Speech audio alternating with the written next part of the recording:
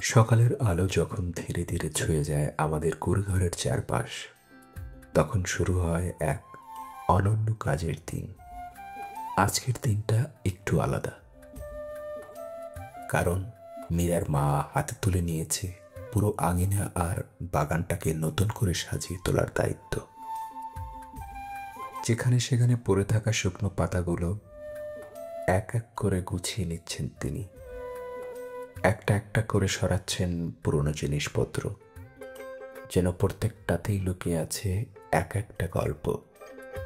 বাগানের কোনায় লুকিয়ে থাকা ময়লা, গাছের নিচে জমে থাকা কাদামাটি, সবই যেন তার যত্নের ছোঁয়ায় ফিরে পায় নতুন প্রাণ।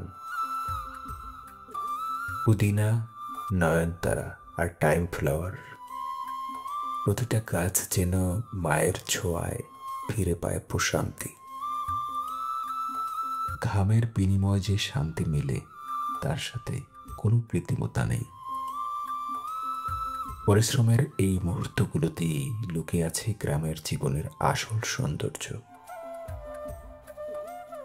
একটু ক্লান্তি আসে ঠিকই, কিন্তু কাজ তো থেমে থাকে না। কারণ এই উঠোনটা শুধু মাটি আর ঘাস নয়, এটা আমাদের গল্প, আমাদের আত্মার অংশ। এই পরিপাটি উঠোন, খোঁচানো বাগান, সবই মীরার মায়ের ভালোবাসার ছাপ। তিনি কখনো মুখে কিছু বলে না, কিন্তু তার কাজই বলে দেয় এটা তার পৃথিবী, তার যত্নে গড়ে ওঠা একখণ্ড শান্তি। এটাই আমাদের জীবন। কুড়েঘরের প্রতিটি কোণ, প্রতিটি পাতা, প্রতিটি স্পর্শ মীরার মায়ের হাতে তৈরি একখণ্ড স্বর্গ।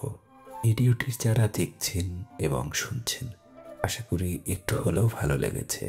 আর যদি ভালো লেগেই থাকে, তাহলে অবশ্যই একটা ফলো দিয়ে যাবেন। আজ তাহলে এ পর্যন্তই। সকলের সুস্বাস্থ্য কামনায় আজকের মতো বিদায় নিচ্ছি। আল্লাহ হাফেজ।